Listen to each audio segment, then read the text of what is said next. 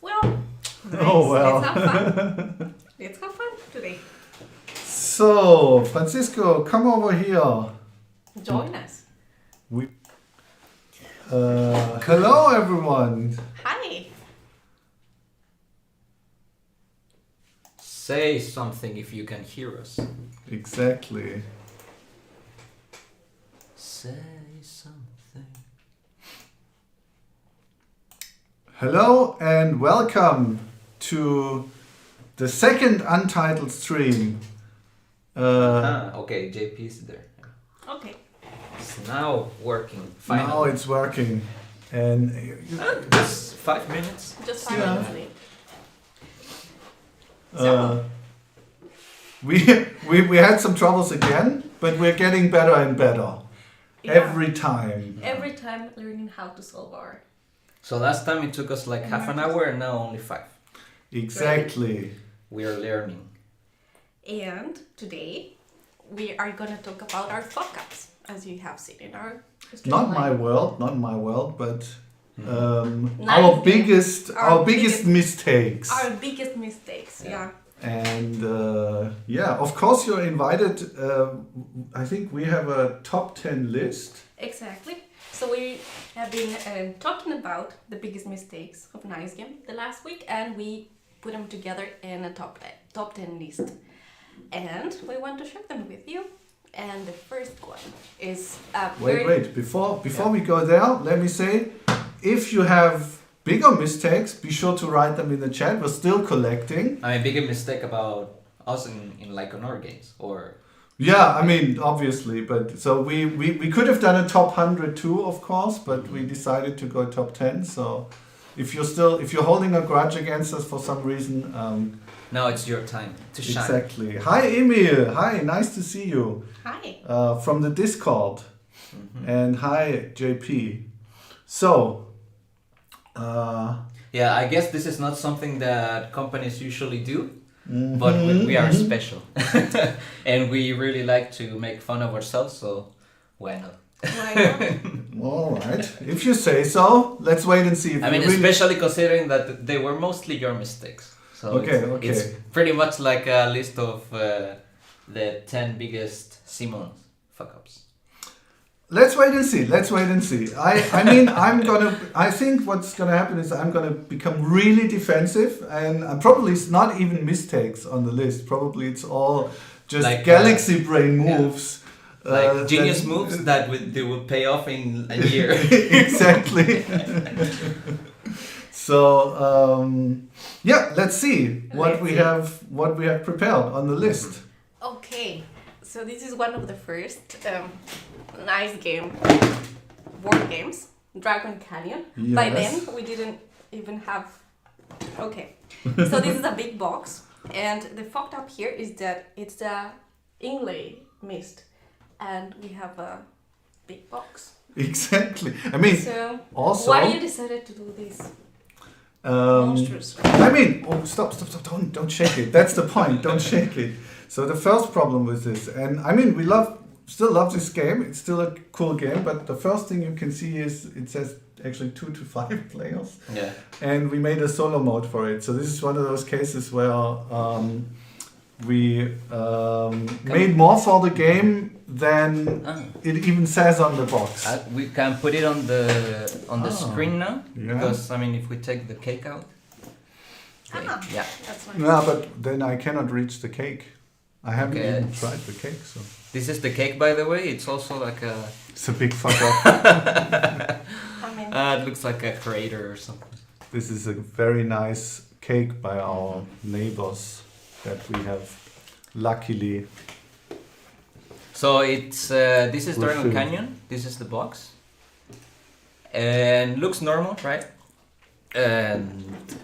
But you will find that inside there was no inlay, and that was an issue because just finish eating, because otherwise people will start like. Yeah. So, I mean, honestly, I gotta say this. We were really nice because we added different languages of the game. inside the main box. So we combined 3 languages actually, and with this game it was especially important or relevant because there's lots of cards actually that require different like text. And so what this means is we had this big box and we had 3 different bunches of card packs, and when we sent out the Kickstarter, what happened was like I think almost 20% of the games we sent out came back to us or were reclaimed, because when the box was shaking with no inlay, it was like some of them like had basically holes the size of a card back inside them, and they all got returned to us, and we had to replace them. So that's true. And Emil says older iteration of the Nice Game logo, and I think you are correct. It's What? slightly different. Yeah? Huh. I mean, Then- Isa could say more about this, our designer, but I think it's slightly different Yeah, than there the are one like we're using a now. million versions of the logo. And the other thing that always like bothers me about this game is that the box is super big. The size. So you can see that all of the components really fit in like in a small area. So you have like this super big box with not that many components, and it really doesn't make sense. And I think I remember I told you like 3 years ago, and you told me like you just forgot to update the measures. No. no. Come on. That's a lie. That's a lie. No, I mean, I do remember that there was supposed to be a really nice inlay for it to make sense, and then it wouldn't feel that way to you either.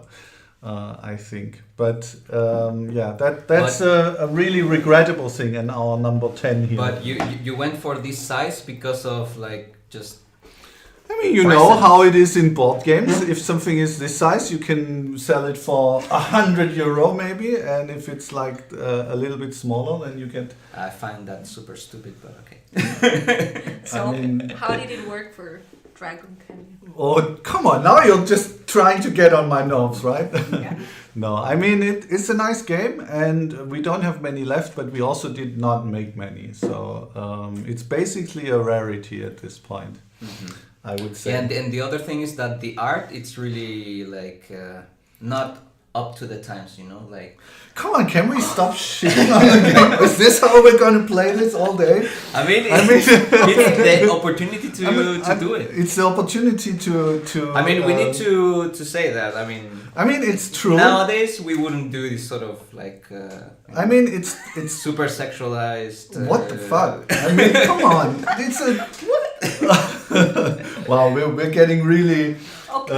We're getting really worked up now. No, I mean it's true. I don't think. I mean it's some time ago, but I don't think it's as big of an issue as you're making it. But I mean, we wouldn't. One do thing about the artwork was we There are got other this. nice things about the artwork there. Yes, there's not only this kind of. Of course, a bit. So she's trying to salvage this for Of us. course. So what are you going to say? I was going to say, one problem we had there was we actually couldn't. So we had some trouble with the files, and this game is originally from Taiwan. And at some point in the production process, we couldn't reach our original partners in Taiwan for like 6 months. And that caused a whole lot of the problems because we basically, had nothing. Like for some of the artwork, we actually had to kind of improvise with what we had. And yeah, so Yeah, that but was. I like these components. I have It's to a say. really nice and beautiful game. Yeah. I mean, This is nice. Isa, thank you very much. it's definitely more from our like naive period. If we were a painter, but I don't hate it. Yeah. Um, So Emil says the 3 languages in one box thing was pretty interesting. Was it worth it in terms of saving for logistics, production? etc. Yeah, exactly. So it wasn't a big success on Kickstarter. It was also it was just basically just a trial run. I mean, if you can say that. And since we had I don't know, I think we had like less than 1,000 backers, and so we said it's better to combine it into one production. Because you always get scale. Even like I think one of the later mistakes is going to make reference of that, but scaling, especially in the area of like 500 to 5,000 pieces, the price scaling is insane. So if you make 3 times 500, you're gonna pay way more than if you make one times 1,000, for example. So yeah, that was worth it. Overall, we didn't make a lot of money with Dragon Canyon, has to be said. Yeah. So yeah. So that was our number. Was that number 10? Number 10. Yeah. Nine. My God, I'm not sure I can handle it. Okay, stop. Let's go for our number. Might not have been a good idea. Yeah, but the good thing is that we kind of divided in terms of like gravity also. Like some are like like lighter, so it will be like a smoother ride maybe. The next one is not lighter though. I can see that. The next one is gonna be a big. Look at this beautiful manual, big, extensive work. You can see here version number 9. Yeah. That was the good one, and then the final one was. Well, this is the end product. What was the problem here? What was the problem? I mean, yeah. So there's some voices in the gaming community said that this rulebook is not perfect, and of course, it's debatable. I would say. I mean, Did we mention that it's Vampire the Masquerade? No, we didn't. Okay. We didn't mention. So it's this. Vampire the Masquerade Heritage, the rulebook. Exactly, and so one person with quite a bit of influence called it the worst rulebook they ever read. But for example, Tom Vessel in his otherwise not so good review mentioned that he had no problems with the rulebook. So there's divided opinions on this. What I can say is that, I mean, Ash, who did most of the rule book, and also when we worked on it, there's always going to be difficult choices that you have to make. And we made the unfortunate choice, also due to other constraints, we made the choice to not go for redundancy. And I think that's what led to a lot of problems, because almost everything that you want from the rulebook is mentioned, and even in a good place maybe, but there's just a lot of things, and so if you miss it, like there was not a lot of additional hand-holding that we gave to people, and I think that was the problem. It's like a kind of unavoidable thing with such a complex game, because the game like mechanically is not so complicated, but because it mixes so many mechanics and like kind of mini games, and also with this new mechanics that go through the areas and so on, it adds more explaining and to put it everything in also like a narrative context and everything. It's very difficult. So yeah, I mean, I do think there's like definitely things that I would do different if I was doing it now. And one thing that also still is kind of bugging me about it is we're still working on this living rules document. That's still not finished because we're having some technical problems there as well. But yeah, so overall, I would say. And we did like a tutorial too, like a video tutorial. We did everything. We did so many things. So if you really have difficulties playing, you can watch that video or other videos, and you can ask Emil on the Discord. He's always around answering questions. Thank you very much for having our back there, and yeah, like a bunch of other guys too. Wow, he has complaints too. Oh no, Emil, not you. What's a complaint? mean? A bit too many character spoilers in the examples, if I recall. Well, I mean, if that was the worst problem, then no. There's a few problems, and you know how it is. I also have this. When I read a rule book and I find some small inconsistencies, then I suddenly start to doubt everything, and that can definitely happen with Vampire, because we didn't manage to, like make it just perfect. Like, it's not every question that people ask on the Discord I have the perfect answer to, and so I can understand that. Some people had complaints, but millions, I would say, millions of players were able to play without problems. Millions. Almost like, because we had millions of copies of Heritage. or at least like several dozen is my new.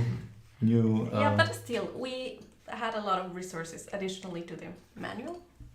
So yes, that's true. Good. So that's still good. If you're a player still struggling to actually play Heritage because of the rules, come to us, watch our videos, and you should be fine. So now let's move to the number 8. Mm-hmm. Okay.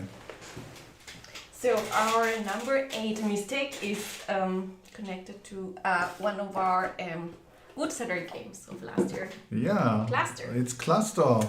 So what the problem we had with Cluster is that we ran a YouTube ad that gave us lots of views, but it was also very expensive. How we ended up there? Well, I mean, yes. So if you are on our YouTube, which probably you are, since we're streaming there, you can see that we have 300,000 views on our Cluster promotional video, and that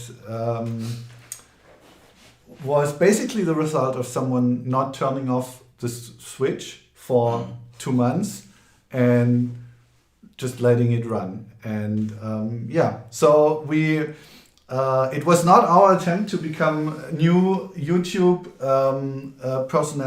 famous personalities with a Cluster ad. This is that attempt. Yeah. But yeah, and I think Andreas, who ran the ads, mentioned we made like 2 sales or something from the. But I from think the like 300,000 views. maybe in direct sales it was better. Yeah, I think so. Maybe. I think Because it was we- probably a lot. Yes. Yeah. Because the cluster sells like very well, so and we can't really track that well the ad and the results. But yeah, it was a problem not to turn it off because it was pretty expensive. So not a mistake at all is what you're saying. Like, okay. Well, now people can see in our channel that we have like over 300,000 views in the total channel. Mhm. So it looks like it we looks are like pretty cool. Yeah, Yes, and like it's we're not big. bots. It's very, very expensive actual people. So, hey, that gobble guy. Nice to see you as well here. Oh, and Brettspiel Teddy is also there. Nice to see you. Thanks a lot for your nice coverage, Teddy. and Julia. And Julia is also there. Hi. Hi, Say thank for the Thank you for the halva. Is it for Halva? the for the And also cupcake The cupcake. and the sweets. Wow. Okay. So how much did it cost And to run the everything. ads? Several thousand euro actually. I don't want to say exact numbers, but yeah, it was expensive. It was expensive. Okay, But we're still here. we're still here. But we love cluster. And we love Cluster, and people also like Cluster a lot. Yeah. Yeah, in Essen it was so like popular. People just see the magnets and it's like it's magnetizing, you know. Okay, can this be on the like top 10 worst jokes that we're gonna do next week? Okay, so let's move to number 7. What's number 7? I forgot. Our ninth game half. I don't know if I. Nice game hub, yeah. So we Do you don't have remember? anything for this year, right? We don't have any actual. Not really. So we have to explain like Exactly. what was the nice game. Nice Game Hub. I think you can't even you can't even find it anymore. Maybe No, in the you Internet can't. Archive. So the Nice Game Hub was a blog that kind of when was it? it was It was a it was blog. not so long ago actually. It was Yeah. in 2017, 18, something Yeah. like that. And you know that we love board games from Asia or from rare places all over there. And there is Leon. He can talk about Nice Game Hub actually. He is was one part of of the that. two. He was one of the two main contributors. Because at that time you had 3 web pages, I think: Nice Game Publishing, Nice Game Shop, and Nice Game Hub. Exactly. And it was like a trifecta, you know, like a... No, it actually we had the Nice Game Hub before we even were Nice Game Publishing. We were called Sweet Lemon Publishing at the time, and we had the Nice Game Shop and the Nice Game Hub. And yeah, I mean it's not it didn't really cost us a lot, but we just ended up not really using it as much as we wanted to, and it didn't end up becoming a hub really, I have to say. And it ended up being a little bit, it reminds me of like what is this? Yeah, Leon just wrote, I heard biggest fuck-ups in NGP and thought of him and myself. Yeah, I mean, it was the good old times though. It was the good old times. And Nice stories. No, Nice Game Hub, we had a lot of fun with it. For a short time, I guess, and then. So did you just write about the mostly? games like Mostly, Leon was doing a lot of the Asian language content, and then I was doing actually development diaries for Vampire and stuff like that. And so I think we had a board game news there and stuff, but. The practical truth is that you can't do that if you have a day job or if you have other things to do, and if you're not it was a bit it requires a lot of time. but it's also good times. Well, we did have a blog too in the previous Nice Game Shop, like a little... Yeah, that's how all blogs go, right? You write 2 posts and then you're like, I mean, this is the good. objective... And then you don't write anything. The objective of that blog was different because it was more like SEO focused, you know, like for search engines. Oh, it was professional, is what you're saying. For example, I wrote this article about like Asian games, like in general, and Andreas gave me like some keywords. And I wrote that article, but that was the objective, like to appear on search engines and so on. Yeah. But that also didn't... So also a big failure then. No, because it was just like Put 1 it hour on the of list. my time. Put it on the list. It was like 1 hour of my time, so it was fine. All right. It Okay. was okay, not a big. All right. What's that's, the next? That's why we now don't have a blog. Yeah, but we have this YouTube channel. Yeah, that's the new waste of time. Yeah. we have to keep doing this for some reason. Like making streams for 10 people. Yes. I mean, We that love you. could be worse. I mean, Yeah. So typos is also a mistake. it's a common theme It's a in common theme, our mistake list, I think. So which number? Number- This is number 6. Six. A typo in the player 8 of Heritage. In this So card. we can put on the screen here. Can we put it? Can I? But it needs- And this is actually, I mean, the Vampire guys know in the chat, they will know how much I hated this. And this is still, if you look at the top there where it says scholarly, there's a lot of problems with Heritage in terms of economics, and we did these coins and they cost so much, and we spend all that money and so on and so forth. But the biggest thing for me in Heritage is still, you can see me crying actually on the Essen stream when we opened our first. It's true. I mean, you can go back and I was opening it and I was like, scholarly. Oh my god! But. The problem here is that it happened twice. The problem is not even twice. It's true. So the first thing is we saw this. I mean, this is a mistake that I personally fixed or personally told people to fix several times before we went to print, and then it was in that print, and then we did a whole bunch of updates for the second edition or the second print. It was not really a new edition, but we did a whole bunch of updates, improved the manual and so on and so forth.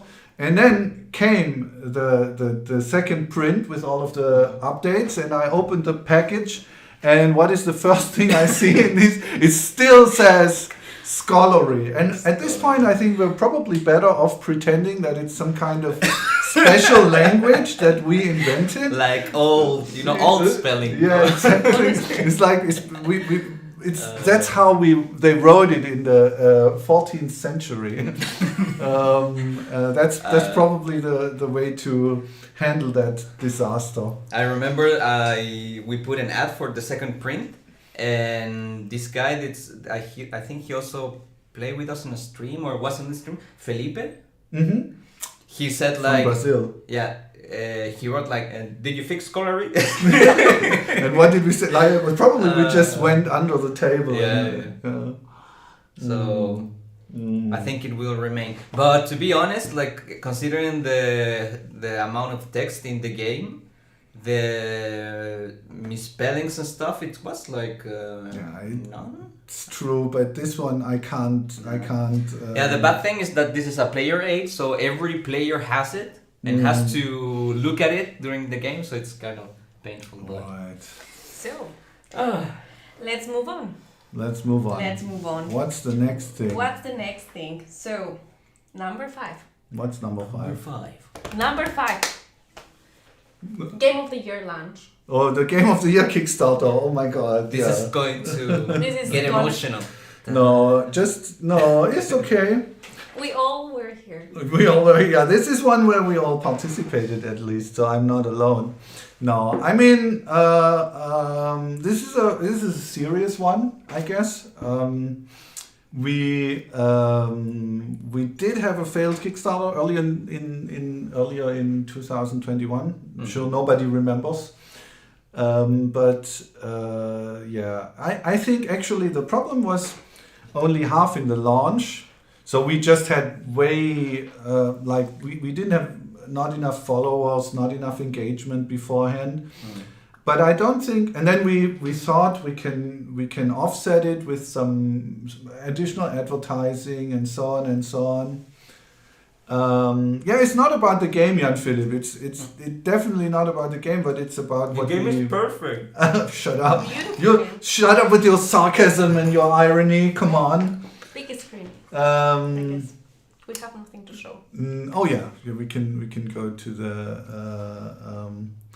So the biggest problem was we kind of had to run the Kickstarter at that time, and we didn't have the luxury to prepare it further, and that was connected to the fact that we had kind of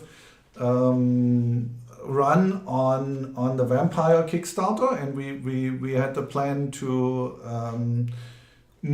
basically continue, not really with the same numbers, of course, but this Kickstarter pipeline to continue it there. And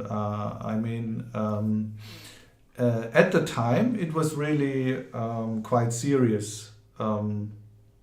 But so we had to scale down things a bit. But in the end, that's how it goes sometimes. If you prepare a Kickstarter, just make sure you have enough people following the project, because in our case it wasn't it was too fast. We didn't have many weeks to build that audience, and then when we launched, we just didn't have people. One thing I gotta say is we never know if the concept would have worked or not, because our plan was, and that's why it's a big fuck up. Our plan was to have all the ads start with the launch of the Kickstarter, and then make up for some of the engagement with the ads. And then what happened was, for some reason, both Board Game Geek and Facebook, all of those they didn't launch the ads in time. They launched them like almost a day later, and so we'll never know if it would have done anything, because if you like, that's the most important time, right? The first 24 hours, and if we would have gotten more people on there. Yeah, the other advice is plan the ads beforehand. Like, I mean, we put did them already. plan them beforehand, but No, make but sure that they make run. sure, like, I mean, Yeah, like when they're you running. launch them, because when you launch them, like usually Facebook takes like a day to check. Especially, I think it was a video ad. So those take more time than like a normal ad, because a normal ad would get approved in like 2 hours, but a video takes longer. So if you're going to do marketing with a video, like take that into consideration, because Right. But maybe it's not Oh. bad to start a bit earlier with those ads. Another thing that I want to add here is that we also, another mistake we made there, beside that others, I mean, there's a lot, but the early bird bonuses, I think that's another problem we have identified, because if you look at the ratio of people who have seen the page, who have followed the page, and then who have actually committed in the first day, then we saw at the time that, first of all, not many people saw the page. That was our problem with the ads and with the lack of followers. But then, surprisingly, there's a whole lot of people who followed but didn't back. And that was kind of interesting. And so I think what we did for Early Bird for Game of the Year was we actually copied something from other Kickstarters that I had seen that I thought at the time was really cool, which was giving people extensive money back guarantees based on when they backed. That was actually a really bad thing, I think. I think if Kickstarters succeed, then it's probably despite such things. So yeah, that's another part of this whole thing. But an expensive lesson indeed. But in a sense, we kind of had no other choice. So it's fine. I mean, and it's we're not still like here, and so it's not like the development was just thrown, because the game stays. We still have it there, but yes. it will. We had maybe to it will come we back. had to sit in like a small room and cry for a few months about Game of the Year, but it's still going to come and be cool and everything. Bit smaller though. Bit smaller though. Yes. Okay. Yeah, nicer. Yeah, even nicer. I mean, Yeah. it was already nice. but- So let's go for Let's move on then before I start really crying. Is what you mean? Yeah. Yes. Okay, Yes. yeah. We agree that we're not gonna cry. I didn't agree that I'll not cry. I said maybe I will cry. Remember? Maybe. Okay, number 4. Adele Okay. rulebook typo. Typo, paragraph.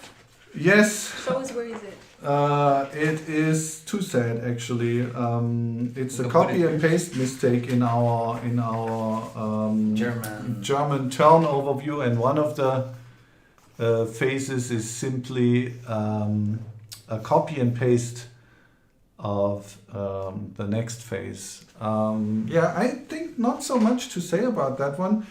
Adele, we had to. I think we had less than a week, more or less, to do this translation, and we tried our best, and so this happened.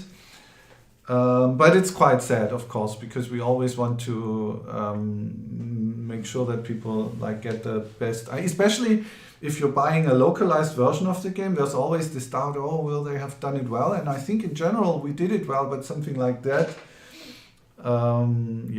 Is like detracting from the fun, and if it's an important sentence like that, it's also pretty bad. Yeah. But we are working on this all the And time. and if you backed Adele, you can find the updated version on BGG. And actually improved player aid, Spielerhilfe, which not even in English or Spanish exists yet, where we were quicker than everyone else. So we don't always just do fuck-ups. We do other things too. Just Yeah. We do just in things- case you're dropping in, seeing all the things. We don't only do this. Mostly, but not only. And we Not do only. things to remediate the fuck-ups. Yeah. That's the main And can we call them like? Can we just say mistakes or? mistakes. Okay, all right. FUCKUPS. What's So, the next one? What's Number the- 3. Oh, this is This another is a one nice for game. Nice game. Terrible Monster. Mhm. So the fuck up here is that we order 3,000 copies of this little small game in English and try to distribute it in the German market. Yes, I mean Leon. High five, Leon. We didn't. I mean, it was not. It was not completely stupid. It sounds completely stupid because I mean, of course, we thought we can sell also internationally in the Nice Game shop, and we did sell a bunch. So That still we're still selling it, and it's a really cool game as well. But back at the time, we had no clue about distribution in Germany and so ordering like 3,000 pieces in English and then thinking that the German market will just accept these was really stupid. So one thing I gotta say though, if I remember the numbers correctly, and that's what I meant with earlier. Remember when we talked about scaling prices in board games? If you buy 3,000 at the time, if you bought 3,000, it was almost the same total amount of money as if you bought 1,000 because the scaling. the price per game was just so much cheaper at 3,000. So it was very tempting to do more copies, and we still have quite a lot of them. Yeah. So. But it's still like always in Essen you see people that are asking about like Terrible Monster and such a good game and ask about expansions. So Right, we have to It is check how cool. long we actually can keep selling it because I think there's a new Japanese version coming out which looks also beautiful and cool. So, it's our version is also very cool, I think. So, Yeah. anyway, yeah. So, number 2. Number 2. Oh no, This yeah. is Show Me Your Sound. painful. Painful, Yeah, yes. that one is very painful. That one is as very well. painful. I'm sure here. The problem was with this. Yeah, see, Jan Philipp is right. He's saying how many people speak German, how many speak English. Yes, it was a genius move. The world was not ready simply for Yes. this one. But the mistake, it's a good game. That's not. Thank you. What's the problem? Right. So if you know Show Me Your Sound, it's very simple.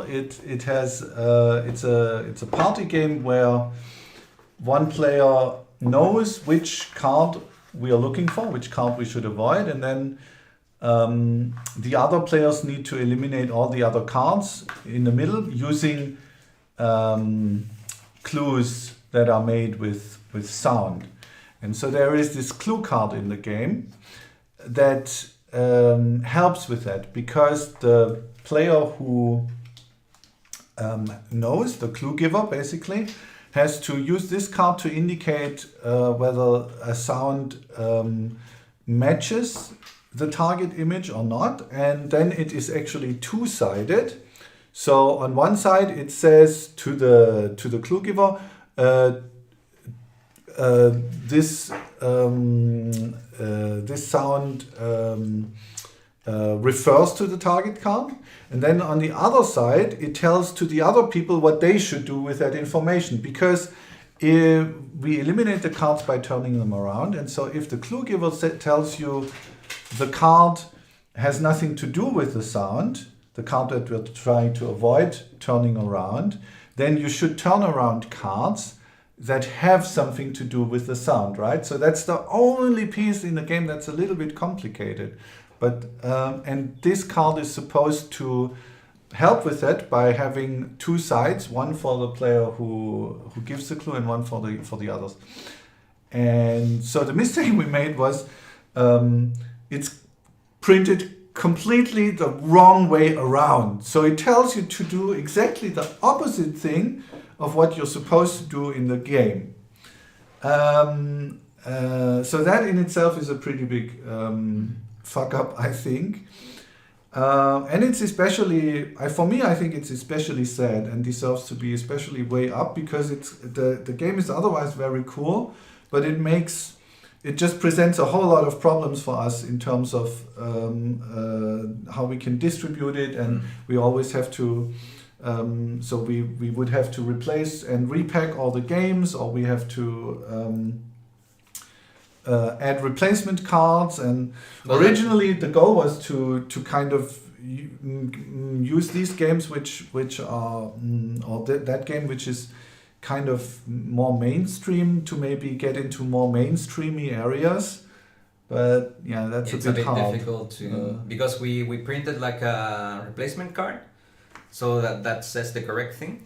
Yeah. But of course, it's like kind of awkward to even when we were selling it in Essen, when people were interested, and you have to explain, oh, there was like a mistake, and you have to use this card instead of this one. Yeah. And the game actually you can play without this once you understand. Yeah. But when you first play it, Yeah. it makes sense to use this thing just as a guide, and that's why it's painful. Like. When I first noticed that, and actually it's a mistake that I also I don't want to say this thing, but it's a mistake that we found, and in the manual it's actually correct, and it for some reason this sometimes happens when you update files and stuff, that you revert to earlier versions, and for some reason this one slipped through. And when I first saw that, I actually like almost developed a half of a depression or something because it was so annoying. But yeah, I guess the pain is necessary and for the future, because I don't think we'll make this kind of mistake again, at least in that magnitude, because it still hurts. But the game is cool. The game is very cool. Yeah. Just a card. You should buy it. Just a card. Just a card. Yes. Okay. And our first Number one spot. Okay. Wait. Wow. What do we have like a No, but a trailer or Number one. I still think it's controversial though. It's controversial. Okay. Number one, trying to make money with board games. Right, yeah, that's number one. Trying to make money with board games, our biggest mistake, our biggest fuck up. Why do you think it's controversial? Because some people are making money with And board even games. sometimes we are And making even money. we are making money. That is true. But Sometimes. so I think there's two parts to this, right? Like also maybe even three parts to this fuck up. Number one, hype. Number one. Okay, first of all, making board games, that's not the problematic part, right? That's fun. I think we can agree that's more or less fun. Trying to make money with board games is problematic. One reason is it's a bit hard. Second reason is it's not what we're maybe good at, because we're trying to be nice. We're trying to like we care about the games and everything, and I think that's not the best. You need to be a soulless. No, you don't. I don't want to say that either.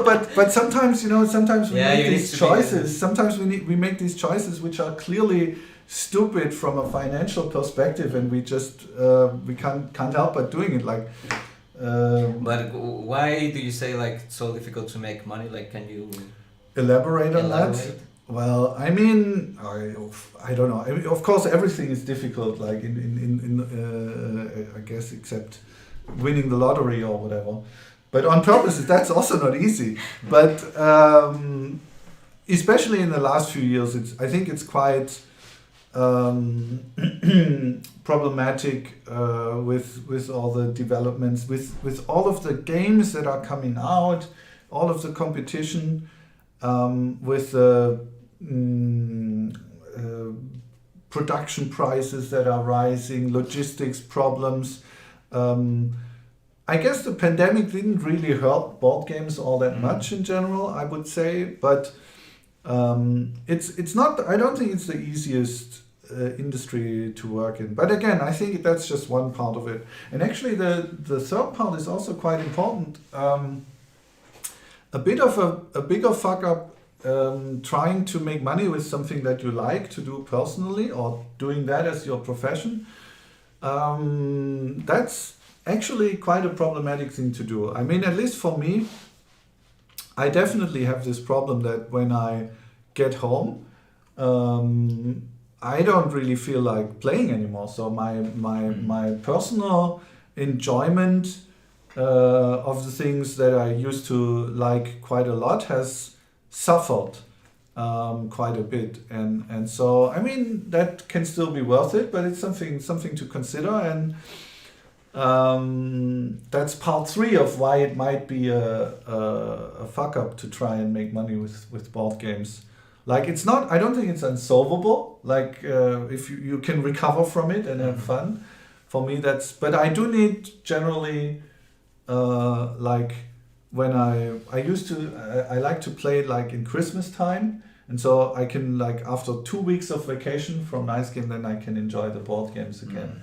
But usually not on a Friday night or after work or something. I don't want to see more board games then.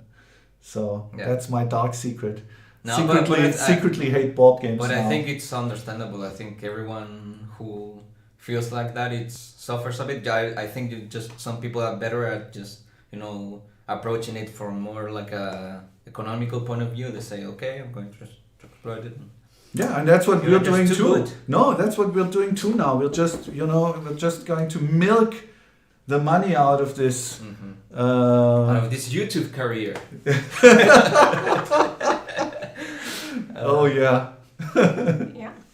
So yeah, that was it. I think that was our top 10 list. Yeah, there are more, but I think those are the more. That's probably interesting we could have done a top 100 list of our biggest mistakes and lessons learned. Some more serious ones as well. But we have also done good decisions. Maybe our top 10 decisions. Should we top 10 Galaxy Brain decisions? Is that the topic for next? 4D chess decisions. Very nice. People in the chat. Very nice that there are actually people in the chat. If you have any more comments or questions, now's the time. Because otherwise, I think we're almost going to wrap this. We have a special offer, or we will have it, I guess. It's not active yet. Oh, yeah. So we will have a discount for Show Me Your Sound. Yes, and you will get a replacement card with your game as well. And the discount is going to be SMYS1. And it's going to be valid for until Monday, I guess. So check that out in the shop if you wanted to get Show Me Your Sound. Anyway, now's the time. Now is the time. And yeah, other than that, what remains for us, I think, is to just wait a few seconds, see if there's any more questions or comments. So next week we plan to play Hunch here. Yes. So if you're interested. And next week we're going to announce a new localized title that's going to come out from Nice Game Publishing this year, and it's not going to be a super big secret for people who have watched other streams. Yeah. But for those of you who've never watched the stream, it's going to be like a huge surprise. It's a game that I like very much, and other people also. Good. Yeah. Yes. Next week. So, but that's it for this week. Yeah. Thank you for coming. Thank you for coming. Bye-bye. Bye-bye. Bye-bye. Cheers.